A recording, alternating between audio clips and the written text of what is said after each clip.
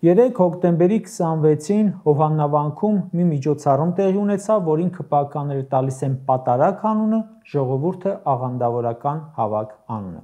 Ինչու աղանդավորական հավաք, որովհետև դա անցկացնողը եկեղեցուց վտարված մեկն էր, սովորական քաղաքացի, իսկ սովորական քաղաքացու արած կրոնական ծեսը աղանդավորական միջոցառում է։ Այդ հավաքի անցկացման համար լուրջ կազմակերպչական աշխատանք էր տարվել, ինչպես կարգալույծ եղած Ստյոպանն էր ասում, իրենք ակնկալում էին 10,000 հոգու մասնակցություն, ըստ երևույթին այդքան մարդ էր նախատեսվել բերել։ Facebook-յան էջերում տարբեր անձինք կոչ էին անում գնալ ՔՊ գրասենյակներ ու այնտեղից շարժվել։ Լրագրողները, տեսախցիկները ոնց պտտվում էին, սովորական մարդ չկար, դպրոցի տնօրեններ էին, ավագանու ՔՊ խմբակցության անդամներ էին, բազմաթիվ ՔՊԱ-ական դեպուտատներ էին, նախարարներ էին, Նիկոլ Փաշինյանի մոլի աջակիցներից էին, այն որ ասում են մեր ու մանուկ կոտորվեն, բայց Նիկոլը մնա այդ կարգի։ Ընդ որում, երևում է, որ այս թվարկածս տեսակները առաջին անգամ էին պատարակի մասնակցում ու չգիտեին, ինչ կարելի է անել պատարակի ժամանակ, կարելի էր մարդկանց վրա հարձակվել, թե դա ուրիշ արարողությունների ժամանակ է արվում։ Տավուշի, Արագածոտնի եւ այլ մարզպետներ էին, համայնքապետեր, Նիկոլի խորհրդականներ, Հեցի մասնաճյուղերի ՔՊԱ-ական տնօրեններ ու անգամ Արծրուն Հովհաննիսյան։ Պատկերացնում եք, ձեռքները ինչքան քարի տակ լինի, որ Արծրուն Հովհաննիսյան բերեն, ըստ երևույթին գլխաքանակ ապահովելու համար, արի որ վերևից նկարեն Մարտերևա։ Հա մի հատ էլ աստղաբան էր մասնակցում, որը չնայած գուշակ է ներկայանում, բայց նրա գուշակությունները բոլորը Նիկոլի օգտին են։ Ու այդքանով հանդերձ մասնակցում էր 6-800 հոգի ընդամենը, որոնց ուղիղ կեսը համազգեստով ու առանց համազգեստի ոստիկաններն էին, ՊՊՑ ու ԱԱԾ աշխատակիցներ։ Մի մասին հագցրել էին քաղաքացիական շորեր ու որպես ժողովուրդ բերել, իսկ մի մասը համազգեստով էր։ Քաղաքացիներից մեկը ներսում գոռաց Ստեփան Ասատրյան, դու իրավունք չունես պատարակ մատուցելու։ Նրա վրա հարձակվեցին, բերանը փակելով հանեցին դուրս, իսկ հետո պարզվեց բերան փակողը պետական պահպանության ծառայության աշխատակից է։ Այսինքն չկար ժողովուրդ, որը դեմ կլիներ այդ խոսքերին ու վեճի կբռնվեր այդ քաղաքացու հետ։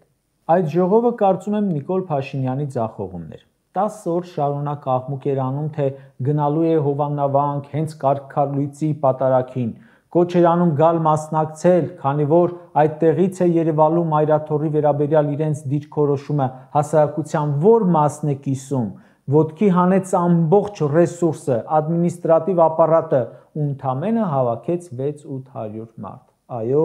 Փաշինյանը չունի աջակցություն իր ծրագրերում, բայց ունի ագրեսիվ փոքրամասնություն, չնչին թվով, եւ որ ցավալիորեն կա ու կարևոր է ուժայինների աջակցություն ունի։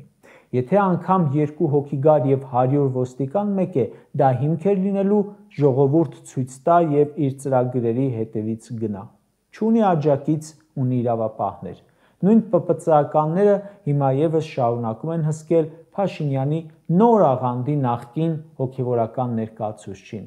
Այդ Ստեփանը կարծում եմ դեռ պետք է Նիկոլին իր ծրագրերն իրականացնելու համար, այդ դրա համար էլ պահպանում են։ Հովհաննավանքում կատարվածը շատ կարևոր ցուցիչ է առաջին հերթին Նիկոլ Փաշինյանի համար։ Ամեն անգամ արձանագրում ենք, որ նրան աջակցողների թիվը հա պակասում է ու պակասում։ Նրա վստահության մակարդակը արդեն պատմական մինիմումի վրա է, իսկ հարցումից հարցում էլ իջնում է ու իջնում շատ արագ։ 2 տարի առաջ ՔՊ-ն կազմակերպել էր երթ-հանրահավաք Երևանի ավագանու ընտրությունների վերաբերյալ։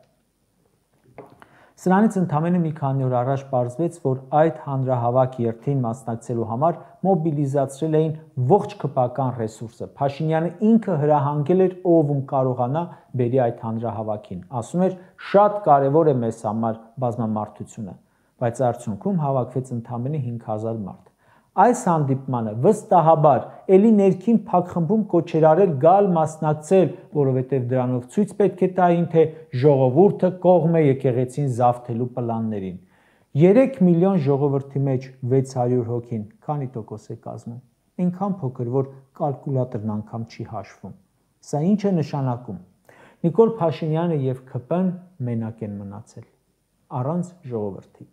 Երբ հավաքվում են 800 հոգի, որոնց 400-ը ուժայիններ են, 100-ը նախարար, դեպուտատ, մարզպետ, քաղաքապետ, դպրոցի տնօրեն, ավագանի,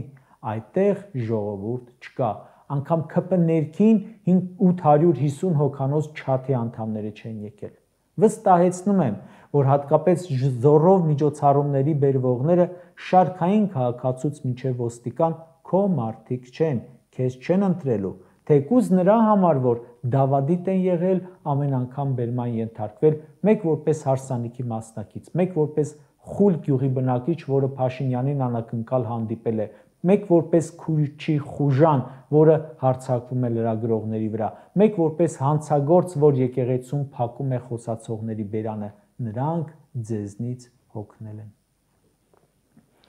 Փաշինյանն աջակից չունի այլևս